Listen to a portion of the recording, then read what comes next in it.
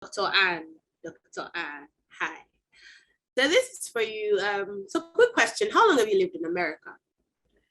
Um, at my last calculation, Yeah. 37 and a half years. August Wow. of this year will be 38. Yes, it'll be 38 Interesting. years. Okay, so your opener in your story is the second in the book, and your opener is coming to America, and that kind of sums up what your readers should expect, because of the movie, right? But what was it really like coming to America over Of, 30 years ago? of course, I was excited. Once I graduated from high school, I actually I'm from Cameroon, but I actually went to high school in Ghana. So once I came back to Cameroon, I worked for a year trying to decide what my next move was. And I had a friend who had left for America, and he happened to be in Texas. And I decided to, have him send an application. And he did. And I filled out the application. I asked my dad to write the check and sent it. Then it was snail mail, right? So I had him, help me with the application. I got everything done, and I got admission. And after that, my parents just kind of, were with the program. My dad really was a little hesitant letting me come to America because my dad got his master's degree in South Carolina in the 50s. I mean, in the midst of the country literally blowing up with racial tensions. So he really was concerned about me coming to America, any of us coming to America. But fortunately, I had my uncle here. So my story of getting a visa is a lot different than most Cameroonians experience, because I had lunch with my mother at the American ambassador's house while I was waiting for my visa to be signed off on. Because my mom was big in politics in Cameroon back in the days. It was not that complicated for me. So I was excited, obviously. I wanted to continue my schooling.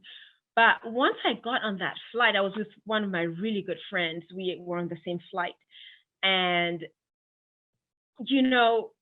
it's just that mixture of excitement, anxiety, just hope, expectation. Just, I don't know if there's one word to sum up all those emotions, that's exactly what I was feeling. Yeah. Okay. Okay.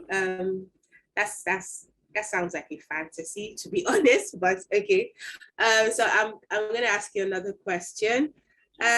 So you were quite young. You grew up in the then Victoria in Cameroon, and for some reason you were worried as young as you were. How old were you at the time?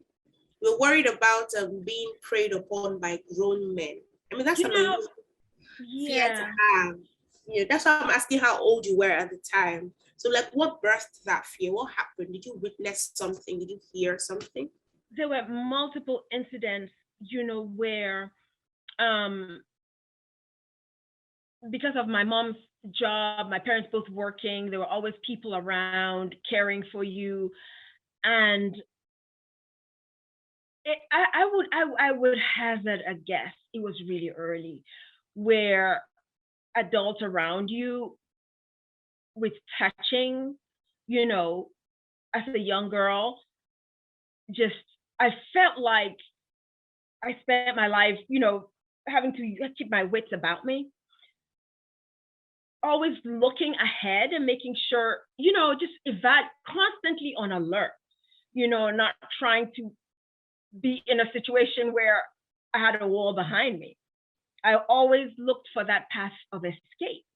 And, it just made me realize that could not only have been happening to me, because, and also I remember, I talked to a girlfriend last weekend. I was in Atlanta, really good friends. We took piano together in Yaoundé, that's in the French-speaking part of the country. I don't know, we may have been a minor child is sexual in some way, it is on that adult. I felt almost like did I do something to attract this attention? So I'm still working through some of that. I think most of it I really have, I have an understanding. And because of that, I was like a tiger with my son. My son didn't do sleepovers. There were very few people I entrusted my son with. It wasn't until my son got to the age where he was big and strong, where I knew he could defend himself if something like that happened. And I had those conversations with him, explaining his pediatrician did that all the time. When she examined him, she would say, okay, I'm going to touch you down there. I'm touching you because I need to make sure everything is fine, but you should not, if somebody tries to touch you, let your parents know. You can tell me, you can tell somebody. I had those conversations with him. And so I was a very, I got out of the military. I was a lieutenant colonel when I got out of the Army. If I'd stayed a little bit longer, I would have made full bird colonel. But I put my son's interest first because I wanted to be there.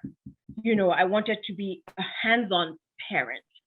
How would you advise moms today or guardians when it comes to situations like this? Because more often than not, we hear stories where kids are too scared to open up to their moms, or when they eventually open up to their mothers, especially daughters, when they eventually open up to their mothers, the mom blames them, even if they don't understand what had happened to them.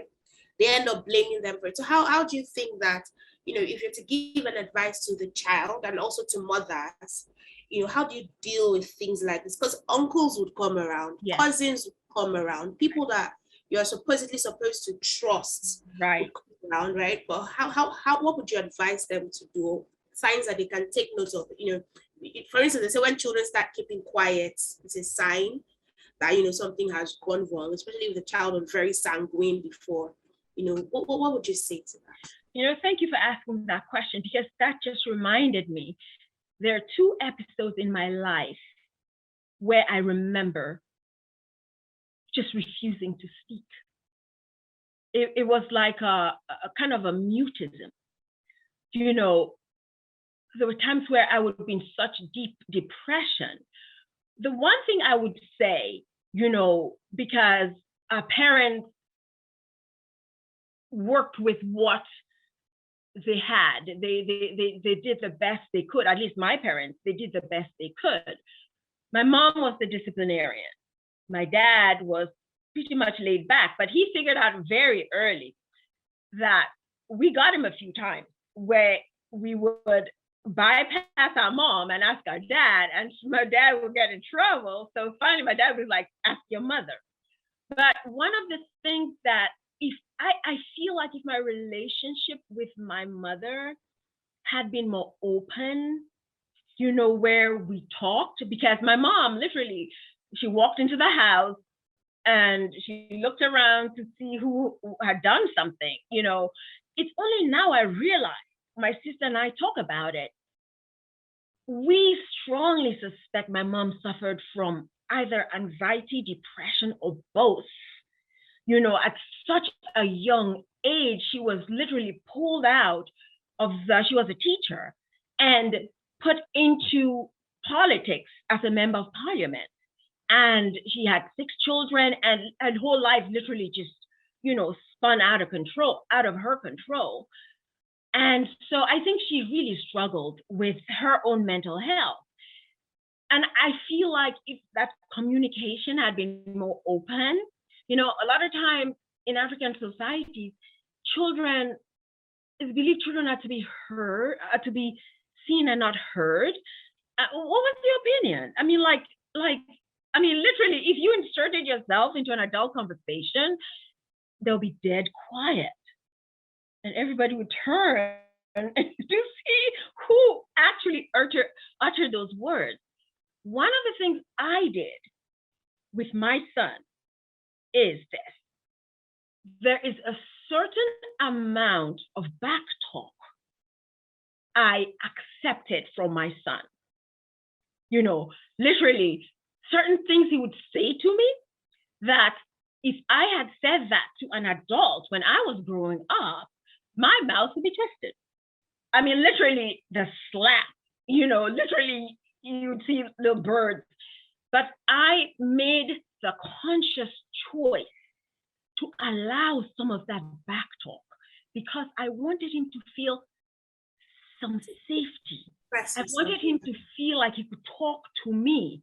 You know, certainly when he crosses the line, you know, I will check him. But another thing I learned to do is apologize. Because I'm not perfect. You know, there are times where clearly I'm the adult in that relationship. I should have been the adult. I should not have lost my temper. You know, and I would go to my son and say, I am really sorry. Mommy just was not, you know, the adult in this relationship. And I do apologize. I think another big thing too, in terms of molestation is, as parents, we need to stop telling children to hug these adults. There may be a reason why your son or your daughter doesn't want to hug uncle or auntie, you know, and it also strips them of that, you know, using their instincts to make these decisions where, you know, our gut is something, you know, where you get around somebody, you all are not on the same vibration. And we lose that from childhood as we grow up because it gets beaten out of us. Our instincts. You know, if a child doesn't want to hug an uncle, please do not force that child to hug an uncle or an auntie. There may be a reason, but now you've taught that child, oh, you hug uncle, hug auntie. You never know what that adult is doing to that little girl. You know, I've heard of them pinching her breast or something like that, touching her inappropriately. But then you, as a parent, you're making this child hug this person who is a danger to your child. So I've learned that. You know, my kid wants to hug you, fine. I say hi. I say hello. You know. So yeah. I this is a passionate topic for me. So thank you for asking the question. There's a lot there. Thank you for being very